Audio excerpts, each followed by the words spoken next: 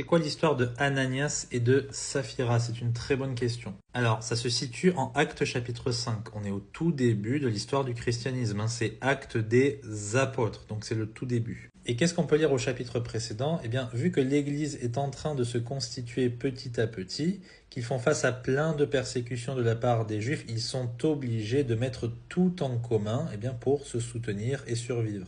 C'est pour ça que tu as plein de chrétiens qui vendent des terres, des possessions, et ils mettent l'argent aux pieds des apôtres. Pas parce que ce sont des gourous, mais pour après le redistribuer pour le bien de la communauté. Mais tu as deux petits filous, deux petits coquins qui sont Ananias et Saphira. Eux, qu'est-ce qu'ils ont fait? Ils ont vendu une possession, donc potentiellement une terre. Et qu'est-ce qu'ils ont fait? Au lieu de dire, voilà, nous l'avons vendu pour telle somme et de mettre la somme en question aux pieds des apôtres, ils ont menti sur la somme en question pour en garder une partie pour eux.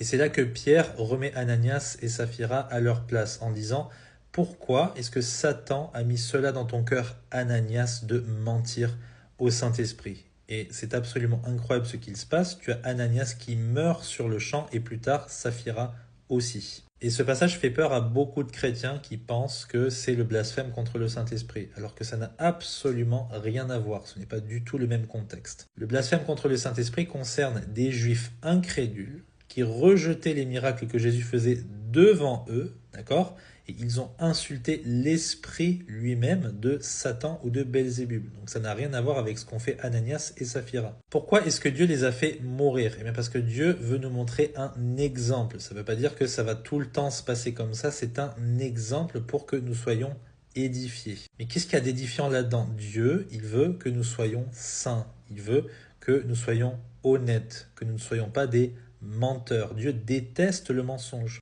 Et ce qu'il a fait, c'est vraiment marquer le coup. Il a fait une grande démonstration de justice et de puissance aux yeux de tous. Et c'est quoi le résultat? Eh bien, oui, tu en as une partie qui est partie en courant, en ayant très peur de croire en ce Dieu. C'est pas grave, tant pis pour eux. Mais tu as surtout une plus grande proportion de personnes qui ont fait quoi?